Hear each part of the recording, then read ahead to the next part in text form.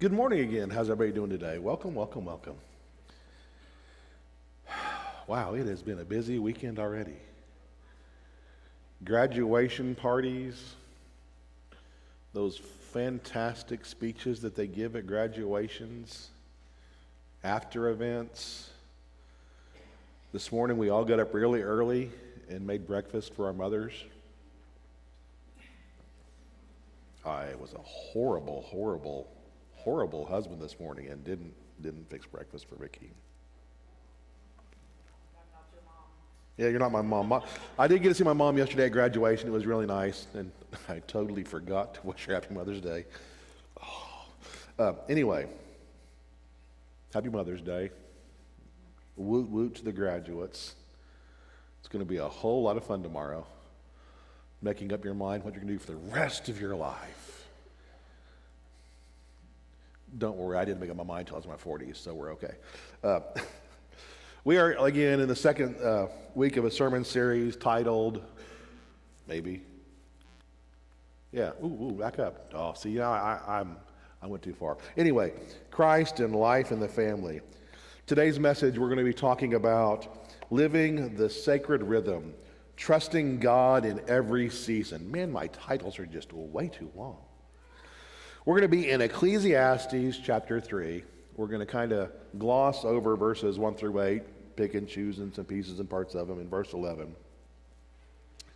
Our call to worship today is Ecclesiastes 3:1. To everything there is a season and a time to every purpose under heaven. So I want us to come today into God's presence with our hearts wide open to His timing, not ours. Hoping that we can trust that He is doing something beautiful in our lives, even in this very moment where we're here this morning. He is working in our lives is the trust that we have. The title today is Living the Sacred Rhythm, Trusting God in Every Season. I'm not saying Ecclesiastes is my favorite book in the Bible. It's not. But I love reading through Ecclesiastes, and I love working through sermons and messages in this book. It is so full of snippets of great sayings and fun stuff to hang on your walls. I've shortened the scripture down to some snippets here. So here is what we're going to cover today. Ecclesiastes 3, 1 through 8 and 11.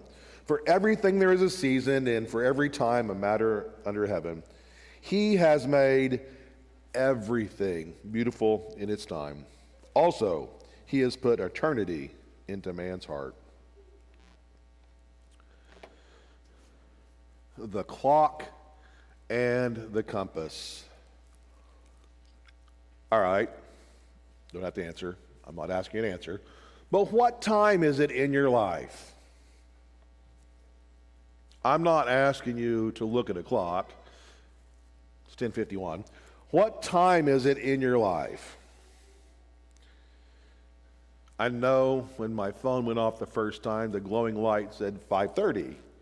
But that's not the time we're talking about.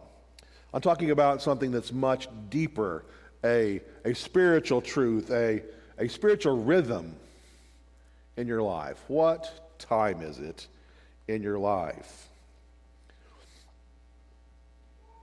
And what things show up on your calendar? What direction are you going? The things that are on your calendar and the direction you're going are what is shaping your life, what is feeding your soul. So what time is it in your life? This is a really good time to talk about this. My neighbor across the street, Mike, has got this huge plot of land, and he keeps tilling it up and planting things in it. And the next day I go out there and I look and he's yanking things up. And he's tilling some more and planting some more and then yanking some more stuff up. So, what are you doing today? Are you planting? Or are you pulling things up? Are you laughing today? Or are you weeping? Are we building things and accumulating stuff, or are we letting go and moving in a different direction? The writer of Ecclesiastes reminds us that although it may seem so, life is neither random nor chaotic. The people are like, yeah, whatever. He is writing Ecclesiastes, explaining to us that there is a rhythm, a dance, a to and fro in our lives. There is we'll call it a sacred cadence in our lives. This motion of our lives was set in the direction it's going by God Himself. And the thing that I struggle with most in my relationship with God is my lack of patience and my wanting it right now. I don't want to wait. I want whatever it is to happen right now. And God laughs at me and He goes, it will happen in my time. The time I choose for the next stanza of your life to start. The passages we read in Ecclesiastes itself is not just poetry, but it is also, I believe, a call to wake up, a call to awareness, a call for us to live in the moment we're in and stop worrying and waiting for tomorrow. They have enough to worry about on their own. You see, God is not just a clockmaker. He is not just the creator of the compass and the one that steers us in a direction, but He also sets the pace of our lives. Are we at 4/4 time or are we at 16/4 time? God sets the pace of our lives, the direction and the time. He sets us in motion. Our lives aren't random. There is a reason for everything we do, and everything in our lives is a tapestry that is just beautifully woven together by God. There is a purpose for everything in your life. There's a purpose for the joys in your life, and there is a purpose for the tears that we shed. There is a purpose for those big orange detour signs that says bridge out. Because we don't want to drive off into the river. Let's take that detour and enjoy the trip and try not to get lost and eventually find our way to Joplin. I learned a whole lot of back roads this last weekend. Let's take a step back. Let's slow this fast-paced world's life down a little bit. Let's lean in close. Let's open our hearts. Let's listen. Not just to me, although thank you for listening today, but let's listen to what it is that God might be whispering in your ear. And if the noise and clutter is too much that you can't hear Him, take a step back. Spend some quality time in silence and solitude and listen. Listen to what He is telling you about the season that you are currently in. I ask you to do this, and I want you to understand that outside of these walls Every moment of your life is precious and sacred because God is there with you in every moment, in every season. The Wonder Years, not the TV show. Learning to trust. Ecclesiastes 3:1, there is a time for everything. In childhood, the time of wonder is a fantastic beginning, a sacred beginning. It is, I believe, childhood, an echo of Eden. It's a time of wonder and cute laughter. It's a time of scraped knees and scars. It's a time of bedtime prayers. This stage of life, we must learn to trust those around us, that they are guiding us in the right direction. Because we have to. We're too little to make good decisions on our own. We would eat M&Ms all day long, or whatever we could find off the store shelf. It's a time to trust higher powers. Matthew 19:14, Jesus welcomed the children to him with open arms, saying, "Let the little children come unto me, and do not hinder them from the kingdom of heaven, for the kingdom of heaven belongs to such as these." In childhood, we are dependent on others because we need things that are bigger than ourselves to give us direction. Proverbs 22:6 says, "Train up a child in the way he should go, and when he is old, he will not depart from it." Parents of graduates, the ones that are fixing to leave and go off into the world's a dangerous place. Train them well in the days you have them still, so they do not depart. The word train here is dedicate. It also means to initiate and to guide. Guide them in the way they must go on this lifelong path that they're on.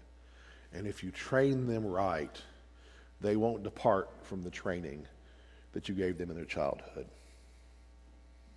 What is planted here echoes across the decades of their life. This is a season where spiritual seeds are sown. I'm so thankful for our youth programs here from birth through high school because of the seeds that we're planting, the teachings that we're teaching our children. Faith stories are told during this time. And these chairs that we sit in the sanctuary, they become a beginning of a long and prosperous spiritual life. Think back with me, if you will, to your childhood, and think of that person who spoke to you, who spoke the Spirit into you, the person that nudged you into the faith journey and faith walk you're on. Maybe they were nudging you in the right direction and guiding you before you even knew what faith was.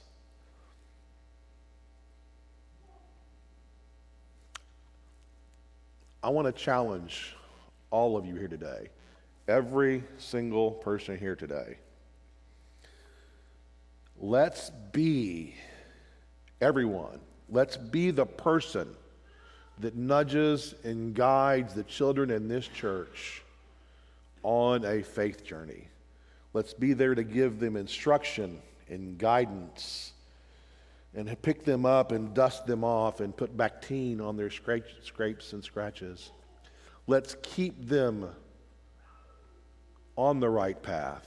And let's be a safe harbor when they fall off the path and need to come back home and ask for reassurance. Let's all be ready to have that conversation at any moment with somebody that has a question. Don't be afraid to say, I have an answer. Give me a minute to go find it, and I'll bring you an answer. If you don't know, go look it up. Spend the time raising our children in the right way. Let's not neglect any of them. The seeds that we plant in our children here will grow and shape the future leaders of this church and this community. Let's raise people who will go from these walls and out to the ends of the earth sharing Jesus Christ. Maybe to a foreign country. Maybe just right here from this pulpit.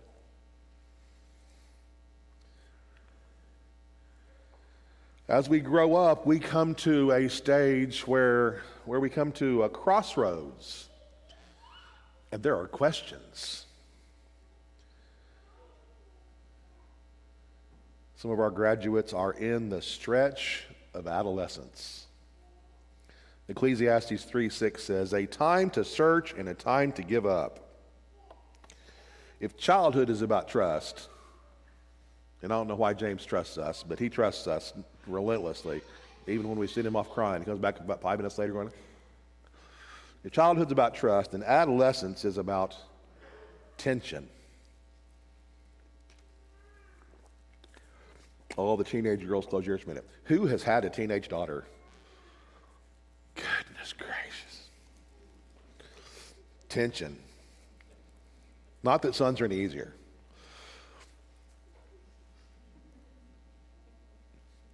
This time is the most beautiful and awkward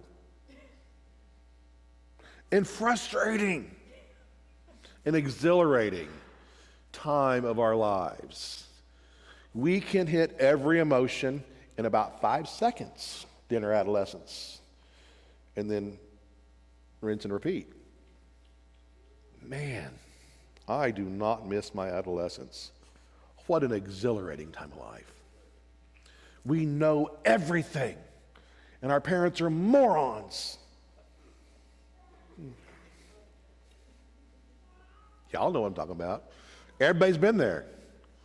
Nobody can raise their hand and says, that wasn't me. No, we all walked that walk.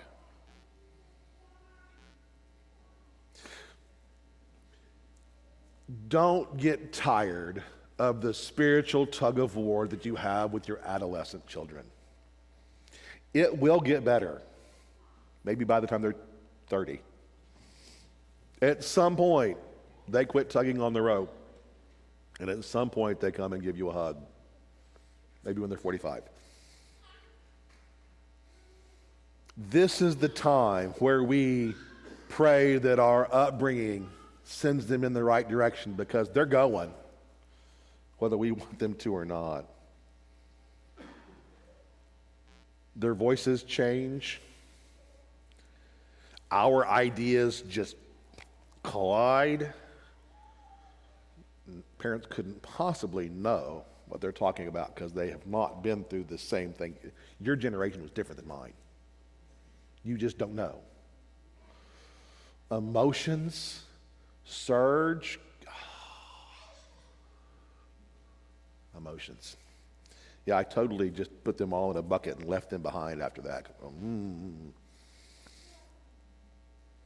This is when our faith questions get answered. And if we're not answering the faith questions of the adolescents in our community, we are doing an injustice to them. Hopefully, we have answers. Give me a minute. If I don't have it, I'll find it out. The worst part is when they go out into the world, sometimes our faith gets dismantled, torn apart. But hopefully, if we planted the seeds properly, eventually our faith can be rebuilt. Paul says it best in 1 Corinthians, wow, and I can't read that, 13:11. When I was a child, I spoke like a child. I thought like a child. I reasoned like a child. When I became a man, I gave up childish ways. I guess I'm not a man yet. Adolescence is that in-between space. Childish things are so small and beneath us, and adult things feel so far away. We know that we're getting close, and we hope that we're going to be adults, but it just never seems to be within our grasp. Adolescence is when we start wrestling with things like, who am I? Where do I belong? How do I fit in? And it's when we start developing this sense of our own self-interest, and we go, well, I know what my parents believe, but what do I believe? And my voice cracked at the right time. Church family, I want you to hear this. Our youth don't just need programs. They do need programs. But they need more. They need your presence. Each and every one of us. The youth of this church need all of our presence. They need people who will listen to them when they go on and on and on about the problems they have. And we need to listen to them without judgment, because we've been there. We know the struggles they're going through, and they need our help.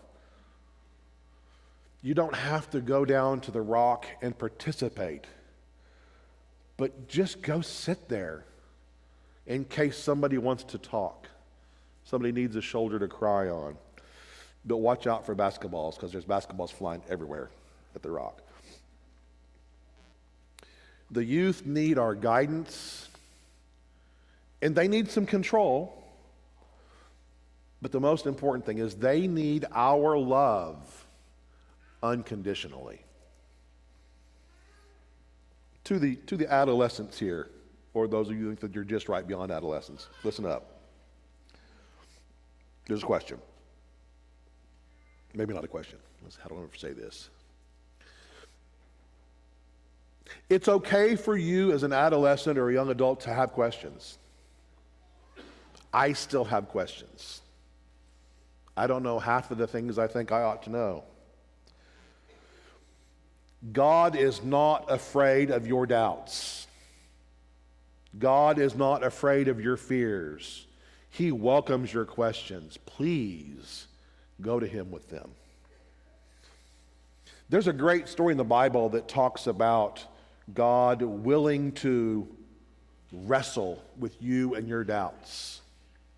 Look up the story of Jacob. God and Jacob literally wrestled all night long. And Jacob wasn't really an adolescent, but he sure had the strength and power of an adolescent, because he wrestled all night long. And God was like, dude, I'm tired of wrestling with you. I'm going to throw your hip out of socket. So Jacob developed a limp. But God was still there to talk with him. If God is willing to wrestle with Jacob all night long, your questions aren't a problem. Go to him. Go to any of the leaders of this church with your questions.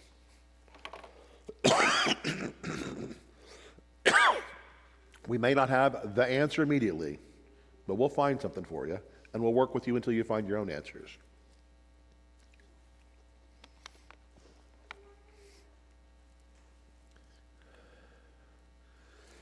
The working years.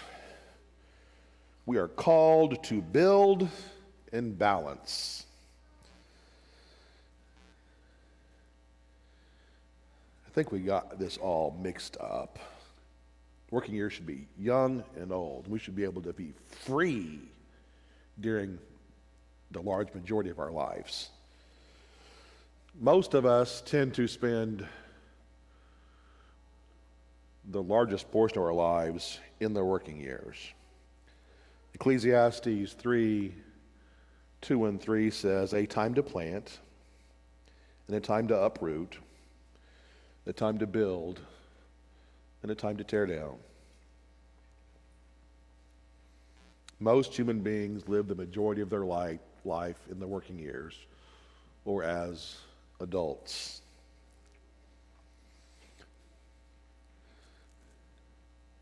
I thought I was tired as a teenager. I would welcome the tiredness of my teenage years back.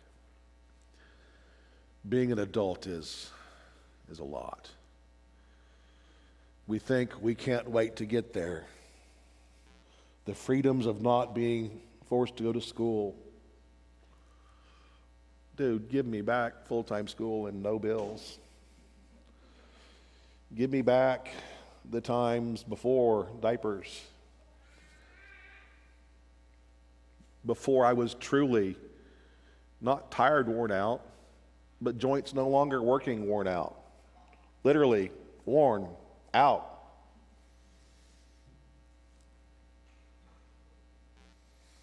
Give me a time before my calendar being so full that I can't even squeeze in a free moment to myself in the day. And then my best friend calls in the middle of a very important meeting in desperate need of a conversation.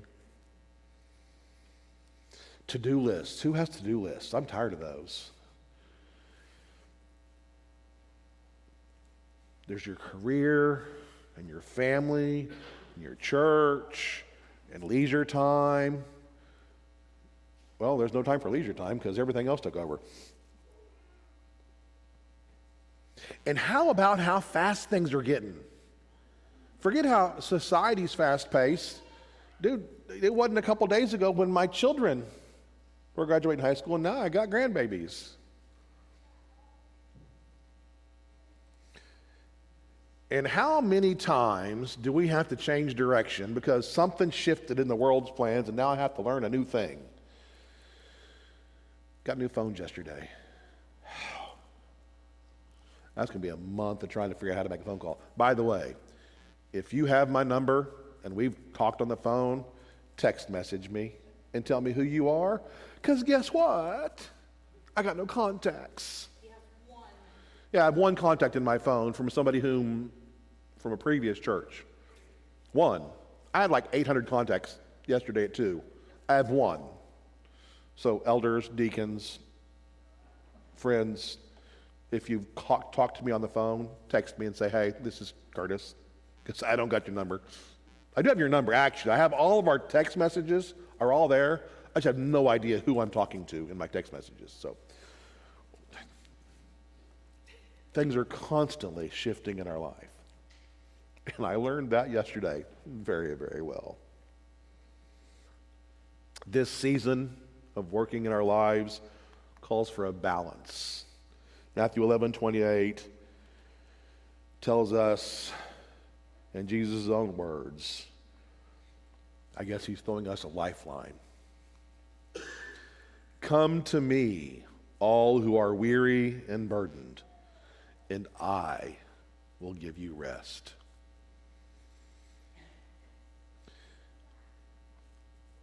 My adulthood took a turn into a spiritual desert because I thought I knew what I needed to know and didn't think I needed that much church. But adulthood doesn't have to be a time of spiritual dryness. It can be a time of deep fruitfulness.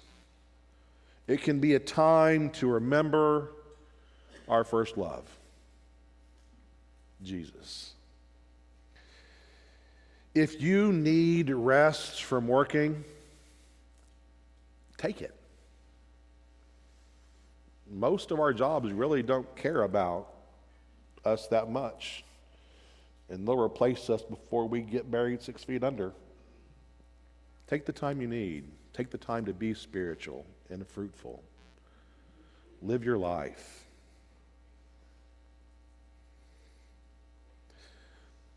Keep your soul in order and stay in the direction that He has guided you.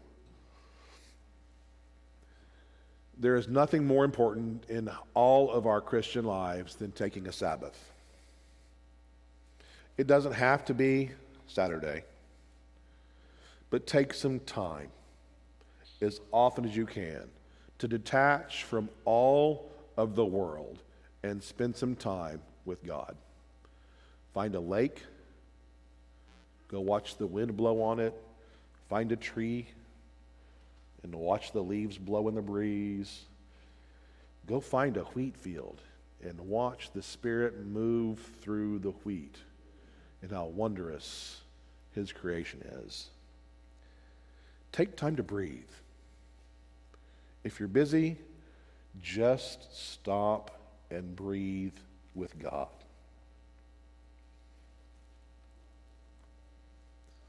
Please come to church next Sunday. Worshiping God is not about church.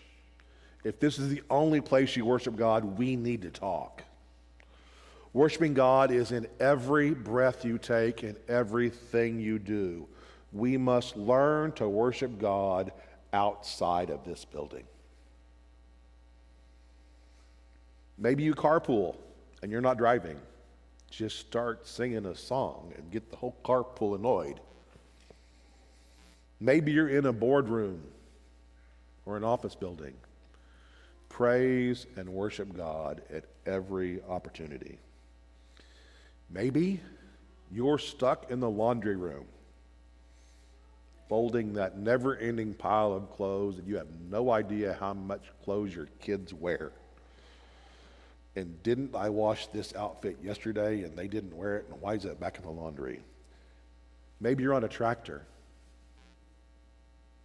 Wherever it is you are, spend time worshiping God there as He is with you always. This season of our working years requires us to have faith in the rhythm of God where He has placed us. Not just Sunday morning rituals, but every place we are. Here's something for us to try. Let your work be worship. Be that annoying, on-fire Christian in everything you do, even your work, to be worship of God. Don't stick your faith in your pocket and hold on to it till next Sunday. Let it free.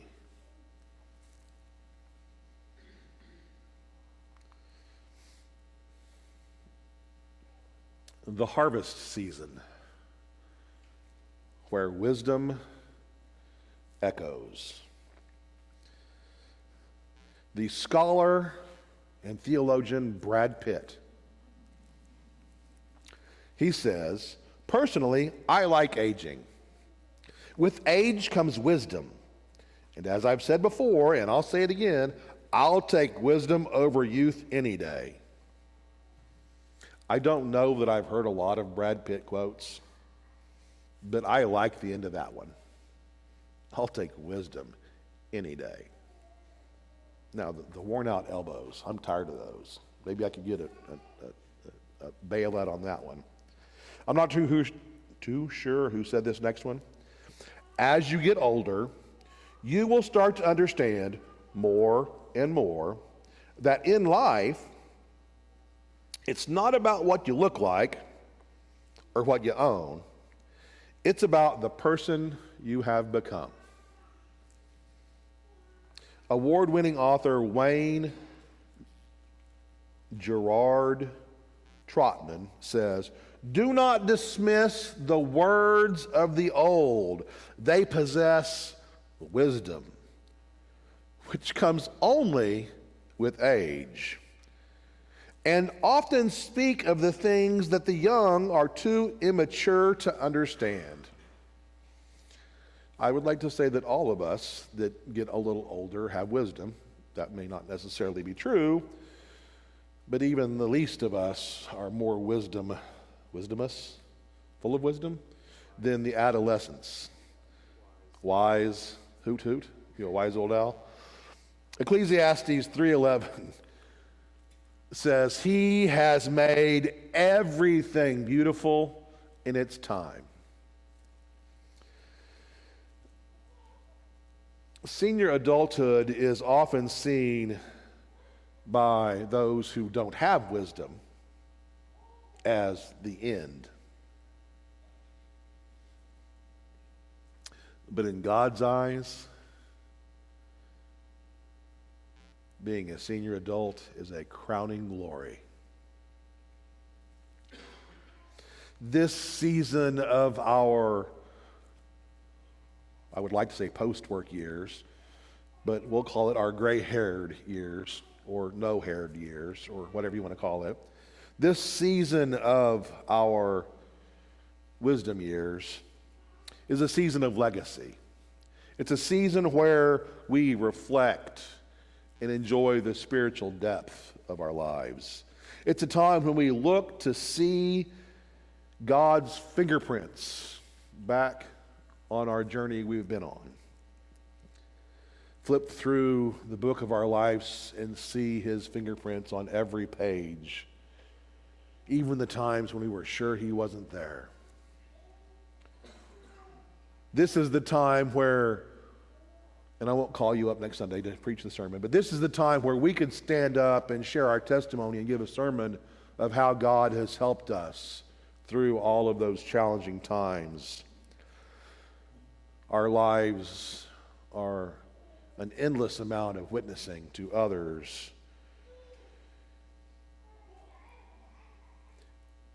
And our seniors are now a gift to be in the presence of us, because we get to hear the stories of walking uphill both ways to school in 5 feet of snow without any shoes.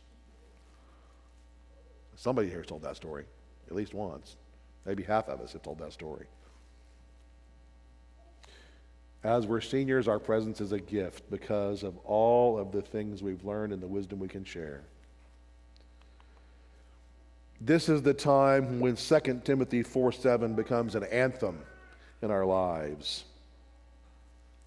I have fought the good fight. I have finished the race. I have kept the faith. There's some beauty in this. God doesn't retire anyone. Someone's around.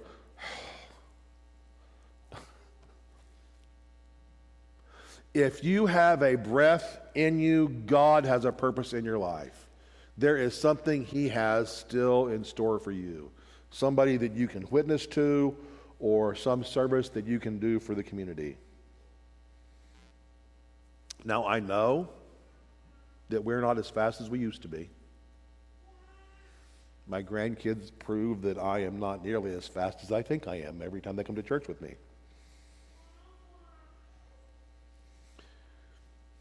But in our senior years, with all of our wisdom and our practice at prayer, our prayers literally shake heaven. Our prayers are a beautiful incense that lift up to the Lord. If there's nothing else we can do, we can pray for this church. We can pray for the next generation that they will grow in faith to be half as strong as our seniors are today. Our faith still gets tempered and tested, but we become beacons on a hill, lighthouses for ships lost at sea. We've been through all of the storms, and we can be a safe harbor for those who are still struggling and lost and adrift. Let your light shine and give them a place to come home to. To the elders among us, I tell you, the youth, the working adults and the youth and the children, they need your voice. We need your wisdom. We need your stories. Pour your life into those who are younger than you. Be a steady hand. Be the quiet strength. Be a living example of a life well lived. To the younger generation, don't exclude our seniors. Talk to them. Ask them questions. Listen. Take notes. I know times are changing, but I guarantee you, we've been through it. There are a lot of answers to your struggles sitting out in the people in this church that have hair that's a different color than yours. Don't let the treasures that we have scattered throughout this congregation go undiscovered.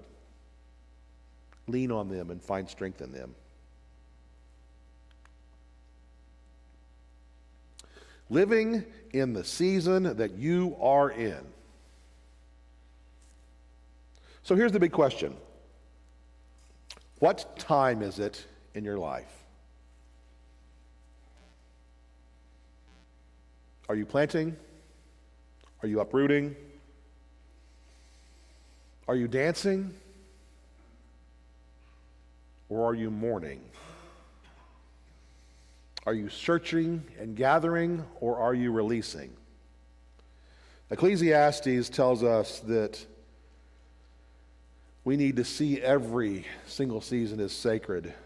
None of it's wasted. God is not just on the mountaintops or in the valleys. God is also in the in-between spaces.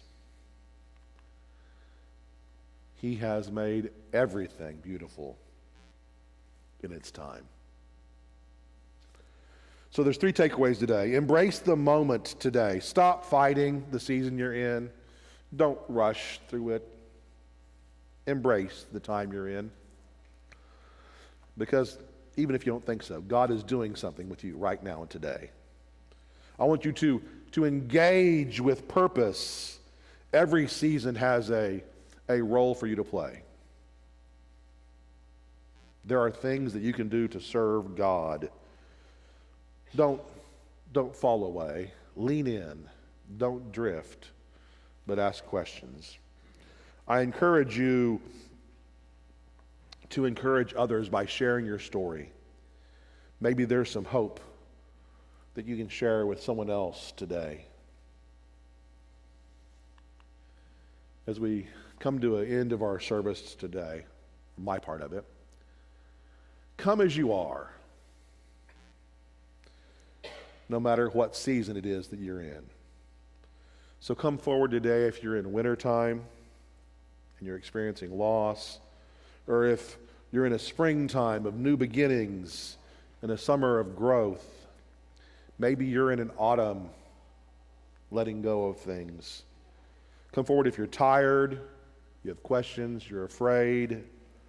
Come forward again if you need peace, forgiveness, or strength. Or maybe you just simply feel God's nearness, or you feel that God is far away. Come forward today. Let this moment today, as we close with our song, be a response to God, who is both your clock and your compass. Let this moment be sacred. Let every moment be sacred. As we sing, feel free to come forward if the Spirit is calling you, if you need prayer or anything, or if you don't feel like coming forward, reach out to one of us, one of the leaders after church, and we'd be happy to talk with you. Just don't walk away if you need somebody today. So if you join me in prayer. Father, you are the Lord of every season. You hold time in your hands.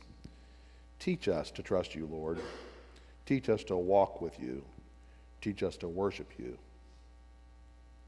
Whatever season we're in, Lord, help us to see you in it and to surrender to your perfect rhythm. Make everything beautiful in your time. In Jesus' name we pray. Amen. As we go out today, go in peace to love and to serve the Lord.